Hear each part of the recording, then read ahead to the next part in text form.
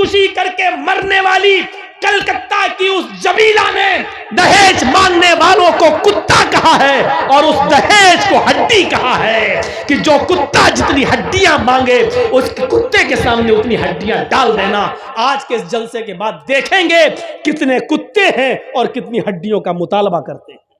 तो सारे मौलवी, हजारों मदरसे होने के बावजूद दहेज खत्म नहीं करा पा रहे हैं। कितनी लड़कियां आज दहेज न होने की वजह से बैठी हुई हैं, दहेज न होने की वजह से आत्महत्याएं कर लेती हैं। आयशा को याद करो, अहमदाबाद की साबरमती जेल में डुबकी लगाने वाली और कूद जाने वाली उस आयशा को याद करो। कलकत्ता की उस लड़की को याद करो, सलीम की उस बेटी को, जिसने हैदराबाद के अंदर बिना जहेज के शादी कर ले जाने वाले उस आदमी ने हैदराबाद के अंदर 20,000 रुपए में बेच दिया था।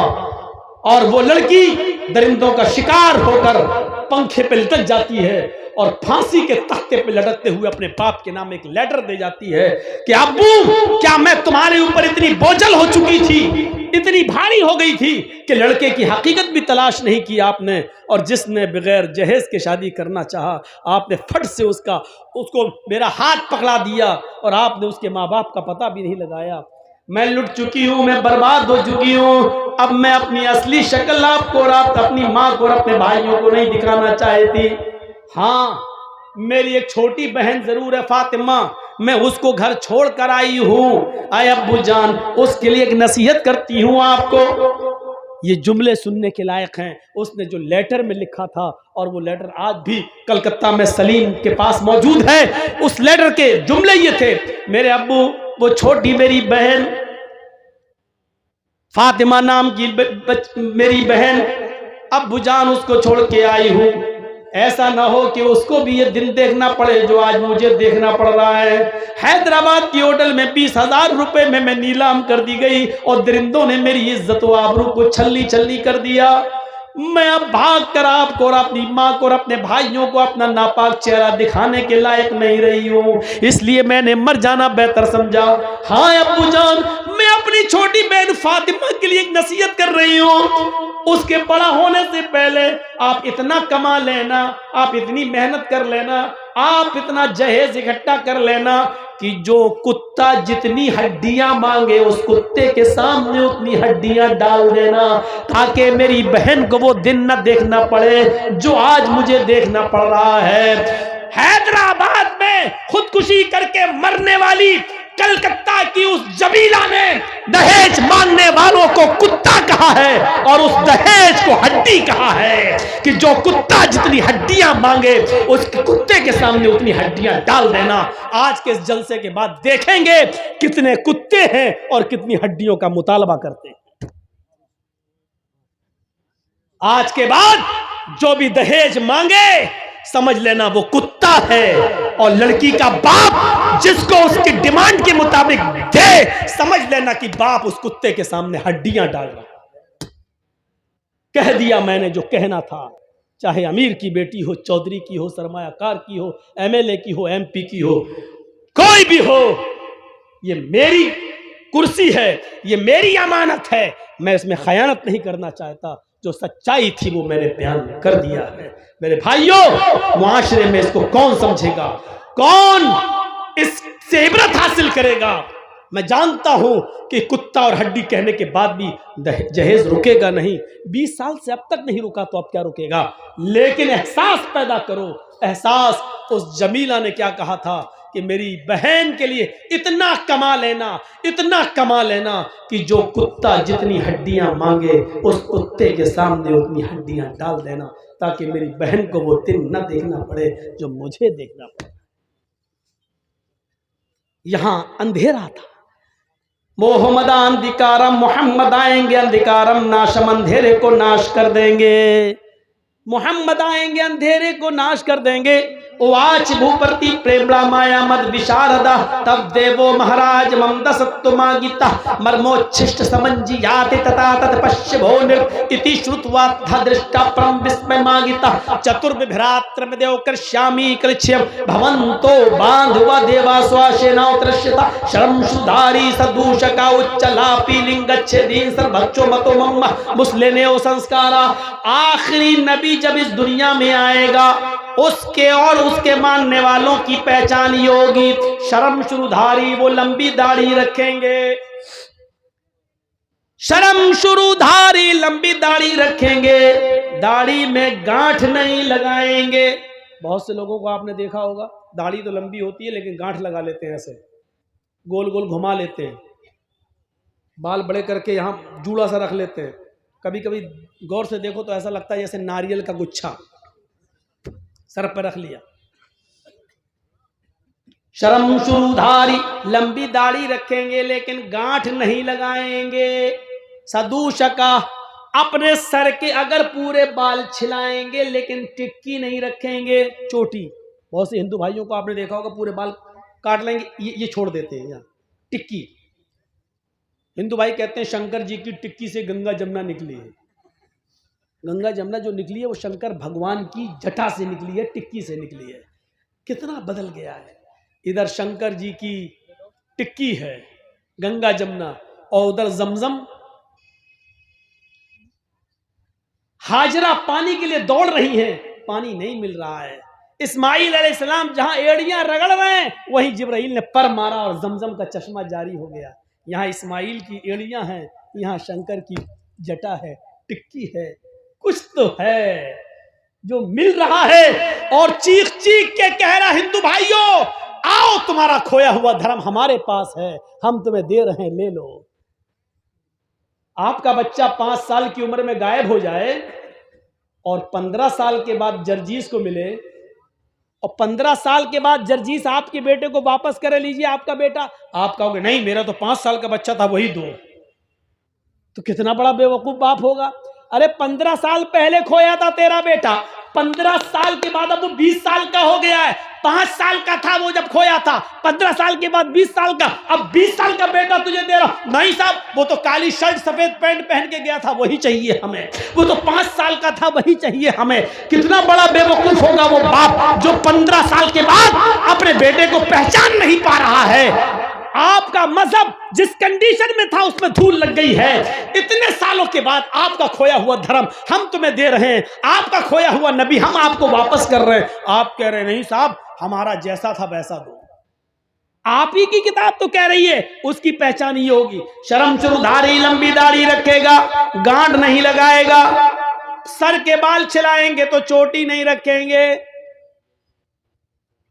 उच्चालापी मंदिरों में घंटा नहीं बजाएंगे, जबान से आलाप करेंगे, बुलाएंगे। जबान से हम ही लोग बुलाते हैं अल्लाहु अकबर अल्लाहु अकबर। उच्चालापी ऊंची जगह पर खड़े होकर आलाप करेंगे, जबान से आजान देंगे। इससे भी बड़ी पहचान एक और बताई गई, लिंगच्छेदीन खतना कराने वाले होंगे। अंतिम ऋषि के मानने वाले लिंगच्छेदीन खतना कराने वाले होंगे। लीजिए साहब और क्या चाहिए। जब खतना तो यहूदी भी कराते हैं, ईसाई भी कराते हैं, लेकिन आपकी किताब तो कह रही अंतिम ऋषि आखिरी नबी हो उसके मानने वाले खतना कराएंगे। और अंतिम ऋषि कौन होगा? जो चांद के 2 टुकड़े करेगा उंगली के इशारे से। ये आपकी किताब कह रही है और ये दुनिया जानती है। चांद के उंगली के इशारे से 2 टुकड़े करने वाली जात मोहम्मदुर रसूलुल्लाह की है। आपकी किताब कह रही है चांद के 2 टुकड़े करने वाला अंतिम ऋषि होगा, उसकी पहचान ये होगी उसकी और उसके मानने वालों की कि वो लंबी दाढ़ी रखेंगे, दाढ़ी में गांठ नहीं लगाएंगे, सर के बाल छिलाएंगे तो चोटी नहीं रखेंगे, ऊंचे स्वर में आलाप करेंगे अर्थात आजान देंगे, लिंगच्छेदीन खतना कराएंगे, सर्वभक्षो मतो मम्मा। और सबसे बड़ी एक पहचान ये होगी कि वो सर्वभक्ष होंगे, सब्जी भी खाएंगे और गोश्त भी खाएंगे। सारोभक्ष, सब कुछ खाने वाले, सब्जी भी खाएंगे और गोश्त भी खाएंगे, लेकिन हर गोश्त नहीं खाएंगे। ये भी आपकी किताब कह रही है, हर गोश्त नहीं खाएंगे। बिना कौलन च पश्वस्ते शाम, बिना कौल, बिना मंत्र के उनके यहाँ कोई जानवर हलाल नहीं होगा। वो जिस जानवर पर मंत्र कौल पढ़ेंगे, मंत्र पढ़ेंगे, यानी बिस्मिल्लाह अल्लाहु अकबर कहकर जिस जानवर पर छुरी चलाएंगे वही खाने योग्य होगा, वही खाएंगे। बिना कौलन च पश्वस्ते शाम, वो बिना कौल बिना मंत्र के कोई भी जानवर हलाल नहीं करेंगे। सब कुछ खाएंगे, सब्जी भी और गोश्त भी, लेकिन हर जानवर नहीं खाएंगे, बल्कि मंत्र जिस जानवर पर पढ़ेंगे वही खाएंगे। और इनको क्या कहा जा रहा होगा? मुसलेने मुसलमान तो ही जाते हो द्यूदशा, दुनिया इनको मुसलमान के नाम से जान रही होगी। आज भी आपकी किताब में लिखा मुसलमान तो ही जातियो द्यूदशा, मुसलमान तो दुनिया इसको मुसलमान के नाम से जान रही होगी। भविष्य पुराण में आज भी लिखा हुआ है कि ये लोग मुसलमान कहलाएंगे। मैं समझता हूं इतनी बड़ी भविष्यवाणी के बाद अब कुछ नहीं रह जाता है। हमारे नबी ने चांद के 2 टुकड़े करे, चांद के 2 टुकड़े करने वाले का नाम मोहम्मद है। लंबी दाढ़ी रखने वाले मोहम्मद, दाढ़ी में गांठ न लगाने वाले मोहम्मद सल्लल्लाहु अलैहि वसल्लम, सर के बाल छिलाएंगे लेकिन चोटी नहीं रखेंगे, चोटी न रखने वाले मोहम्मद रसूलुल्लाह, खतना कराने वाले मुसलमान और मोहम्मद रसूलुल्लाह सल्लल्लाहु अलैहि वसल्लम, और सब कुछ खाने वाले, अजान देने वाले, ये सब कुछ, ये सारी खूबियां जो आपकी किताबों में हैं मोहम्मद रसूलुल्लाह के अंदर मौजूद थी। ये चीख चीख कर ये मंत्र कह रहे हैं कि इस्लाम ही सबका धर्म है। और दुनिया में जितने भी धर्म हैं उन लोगों ने अपने अपने मज़ाहिब के महान पुरुषों को इंसानियत से निकाल दिया, लेकिन दुनिया में एक धर्म ऐसा है और वो है इस्लाम, जिसमें आज भी मोहम्मद रसूलुल्लाह को भगवान का, खुदा का, अल्लाह का दर्जा नहीं दिया गया है। हमने अपने महान पुरुष को इंसान ही का दर्जा दिया है और इंसान ही रहने दिया है। कुरान चीख कर ऐलान करता है, कुल इन्नमा अना बशरुम मिस्लुकुम, ऐ नबी कह दो कि मैं तुम्हारी तरह का एक बशर हूँ, कह दो कि मैं तुम्हारी तरह का एक इंसान हूँ। तुम चलते फिरते हो, मैं भी चलता फिरता हूँ, तुम उड़ते बैठते हो, मैं भी उड़ता बैठता हूँ, तुम शादी ब्याह करते हो, मैंने भी शादी ब्याह किए, तुम्हारे माँ बाप दादा परदादा थे, तुम्हारे भी माँ बाप दादा परदादा थे, तुम्हें बच्चे थे, तुम्हारे बच्चे तो मेरे भी बच्चे थे, तुम्हें बुखार आता है, सर में दर्द होता है, दुख और गम पहुंचता है, मुझे भी बुखार आता है, सर में दर्द होता है, दुख और दर्द हमें भी पहुंचता है, खुशी हमें भी पहुंचती है। कुल इन्नमा अना बशरुम मिस्लुकुम यूहा इलैया, हाँ फर्क इतना है हम में और तुम में, हमारे पास जिब्राइल कुरान लेकर आते हैं और तुम्हारे पास नहीं आते हैं। अल्लाह की तरफ से मेरे पास पैगाम आता है और तुम्हारे पास नहीं आता है। बस यही मकाम मेरा बड़ा है कि अल्लाह ने मुझे नबी बनाया है और तुम्हें नबी नहीं बनाया, अल्लाह ने तुम्हें पैगंबर नहीं बनाया और मुझे पैगंबर बनाया है। मुझे कुरान उतारा और उस कुरान को लोगों तक पहुंचाने का हुक्म दिया है। इस मकाम ने, इस मर्तबे ने मुझे बहुत बुलंद कर दिया है। इंसानियत में कोई फर्क नहीं है। मेरे भाइयों गौर करिए, एक शख्स अल्लाह के नबी सल्लल्लाहु अलैहि वसल्लम के पास आता है, एक शख्स अल्लाह दूर देहात का रहने वाला अल्लाह के नबी के पास आया। लोगों ने उसको भेजा कि जाओ अपने गांव में ये परेशानी है, अल्लाह के नबी से बयान करो, अल्लाह के नबी हमारी परेशानी को दूर करेंगे। वो अल्लाह के रसूल के पास आता है, अल्लाह के नबी को देखता है तो ऐसे कह नहीं पा रहा है, वो हमारे गांव में आवाज़ नहीं निकल रही, जैसे अचानक मोदी जी के सामने कोई खड़ा हो जाए तो जी आवाज़ नहीं निकलेगी। डीएम के सामने खड़े आवाज़ नहीं निकलती। ऐसे ही वो साहबी अल्लाह के रसूल के पास आए, जी वो क्या, हाँ बोलो क्या परेशानी है? जी वो मेरे गांव में जी वो डर रहे हैं, कांप रहे हैं, इतना रौब, इतना दबदबा नबी के चेहरे पर कि वो कांप रहे हैं। अल्लाह के रसूल सल्लल्लाहु अलैहि वसल्लम खड़े होते हैं। मिसाल देखिए, देखा कि ये बोल नहीं पा रहे हैं, ये हमसे डर रहे हैं, तो अल्लाह के रसूल ने उनके दोनों कांधों को पकड़ा और पकड़ के हिलाया, अपने सीने से लगाया और कहा कि बोलो क्या बात है। इन्नी लस्तु बिमलक, मैं कोई बादशाह थोड़ी हूं। अना इब्नु इम्रातिन ताकुलुल कदीर, अबू दाऊद की हदीस के अल्फाज देखिए, इन्नी लस्तु बिमलक, क्यों डरते हो मुझसे, मैं कोई बादशाह थोड़ी हूं, मैं बादशाह थोड़ी हूं।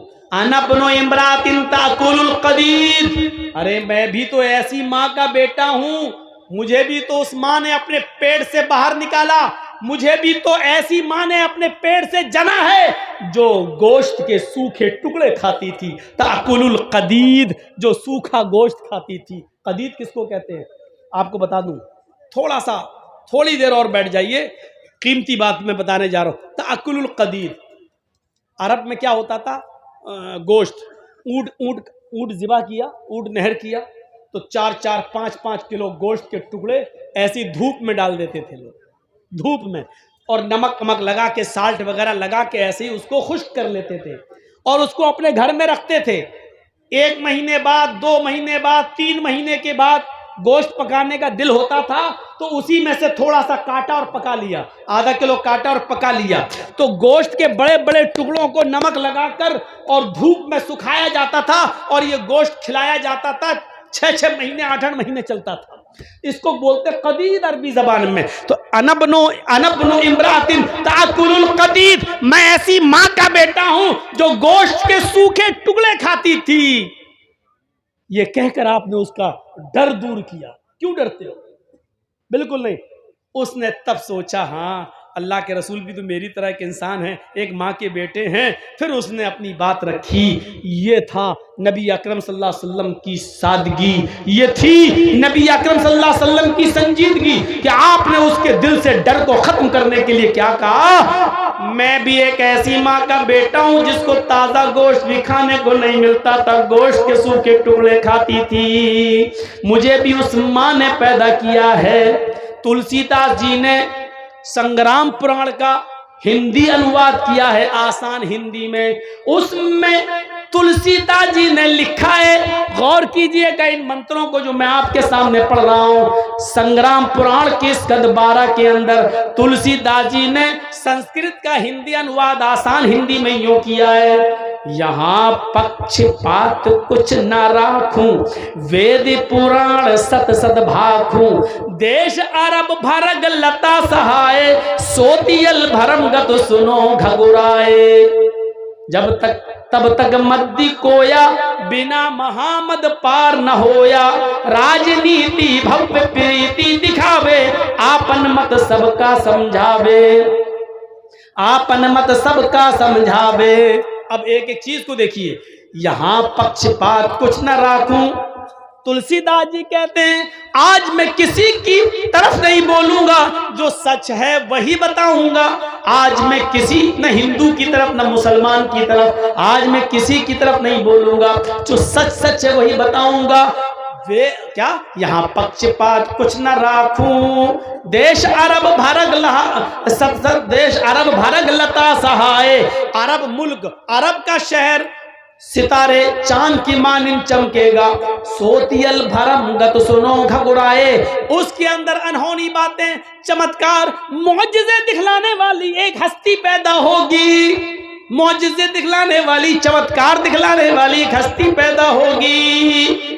राजनीति भव्य प्रीति दिखावे, वो राजनीति करेगा, सियासत करेगा, आपन मत सबका समझावे, नरमी की जगह नरमी करेगा और सख्ती की जगह सख्ती करेगा, नरमी भी करेगा और सख्ती की जगह सख्ती भी करेगा। अल्लाह के नबी ने नरमी भी की और सख्ती भी की, सख्ती की तो इतनी नरमी की, तो इतनी नरमी की कि आपने अपनी बेटी ज़ैनब के कातिल जिसने तीर मारा था हिबार इब्न अस्वद ने, और वो नबी अकरम की बेटी ज़ैनब के पेट में लगा था, ज़ैनब के पेट में बच्चा था, वो पेड़ फट जाता है और अल्लाह के नबी की बेटी ज़ैनब के पेट का बच्चा जमीन पे गिर जाता है। अल्लाह के नबी सल्लल्लाहु अलैहि वसल्लम को जब इस बात का पता चला पाए, हजरत ज़ैनब को उठाया मदीने ले गए, लेकिन बच्चा ज़ाय हो चुका था। ज़ैनब को जब होश आया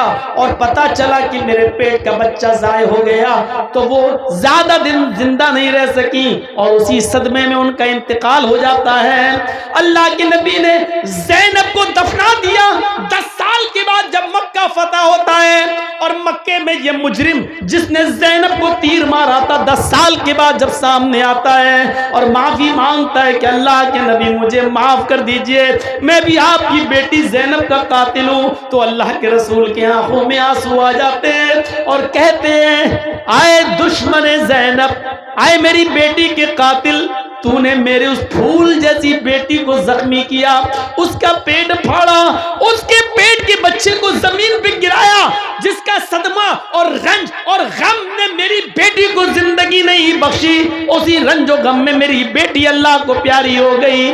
दिल तो नहीं चाहता कि मैं तुझे छोड़ूं, लेकिन मैंने आज तक किसी से अपना जाती इंतकाम, जाती बदला नहीं लिया। आए हिबार, आए मेरी बेटी के कातिल, आए हिबार जा, आए हिबार जा, मैंने तुझे भी माफ कर दिया। आप अपनी बेटी ज़ैनब के कातिल हिबार इब्ने अस्वद को माफ कर रहे हैं। नरमी आई तो इतनी नरमी आई और सख्ती की तो इतनी सख्ती की कि एक लड़की फातिमा नाम की कबीले बनु मखजूम की जब पकड़ के लाई गई, कहा गया चोरी की है, आपने कहा हाथ काट दो। लोगों ने सिफारिशें की, बड़े अमीर घर की है, हाथ काटेंगे तो नाक कटेगी, आपने कहा हाथ काट दो। सिफारिशों पे सिफारिशें हुई कि नहीं नहीं अमीर घराने की है, इस्लाम बदनाम होगा, हम बदनाम होंगे। अल्लाह के नबी ने कहा अल्लाह के कानून में कोई तब्दीली नहीं होगी, उसका हाथ काट दो। हाथ काट डाला गया। लोगों ने चिढ़ाया, देखो बड़े बड़े अमीर की लड़की के हाथ काट दिए जाते मोहम्मद की शरीयत में। तो अल्लाह के नबी ने उसका जवाब ये देते हुए दिया कि लौ अन्ना फातिमा बिन्त मुहम्मद सरकत लक़तअतु यदहा, वो तो कबीले बनु मखजूम की लड़की फातिमा थी जिसने चोरी की और हाथ काटा, जिसका हाथ काटा गया। अगर उसकी जगह पर मेरी अपनी बेटी फातिमा भी होती, मेरी अपनी बेटी फातिमा ने भी चोरी की होती, तो मैं अपनी बेटी का हाथ भी कटवा देता। ये इंसाफ अदल ये कहकर जिंदा रखा मेरे भाइयों। इसीलिए आज भी हिंदू भाइयों की किताबों में मोहम्मदुर रसूलुल्लाह को मोहम्मद के नाम से आज भी जिक्र किया गया है। इतने साल गुजर जाने के बाद भी लफ्ज मोहम्मद वो अपनी किताबों से हटा नहीं पाए। जब तक मद्दी कोया मद मानी मीठी कोया मानी आवाज, जब तक मीठी आवाज यानी कुरान दुनिया में बाकी रहेगा, बिना मोहम्मद पार न होया कोई, उस वक्त तक बिना मोहम्मद की कोई अपनी जिंदगी गुजार नहीं सकता। यानी कुरान पर अमल करना है तो मोहम्मद रसूलुल्लाह के तरीके पर चलना पड़ेगा। बिना मोहम्मद पार न होया तो उस वक्त तक कोई बिना मोहम्मद के पार नहीं होगा सल्लल्लाहु अलैहि वसल्लम। मोहम्मद नाम तो इतनी जगह वेदों में आया है कि आप दंग रह जाएंगे। अज्ञान हेतु किरत मोह मदांधिकारम नाशम विधायम हितदोदयते विवेका। मोहम्मद नाम का एक अंतिम ऋषि आएगा, अज्ञान हेतु किरत मोह मदांधिकारम। मोहम्मद आएंगे, अंतिम ऋषि, अंतिम पैगंबर, आखिरी नबी होंगे। अंधिकारम नाशम, जब वो इस धरती पर आएंगे तो अंधेरे को नाश कर देंगे। यानी उनके आने से पहले अंधेरा ही अंधेरा होगा, लेकिन वो अपने आने के बाद अंधेरा नाश कर देंगे। मोहम्मदुर रसूलुल्लाह के आने से पहले कितना अंधेरा था, कितना अंधेरा था। जुआ इतना खेला जाता था कि लोग जुए में रकम हार जाते थे तो मकान लगा देते थे, मकान जुए में हार जाते थे तो बीवी जुए में लगा देते थे, और बीवी भी जुए में हार जाते थे तो अपनी 16, 17, 18 साल की बेटी जुए में लगा दिया करते थे, लेकिन हार नहीं माना करते थे। इतने जुआरी थे।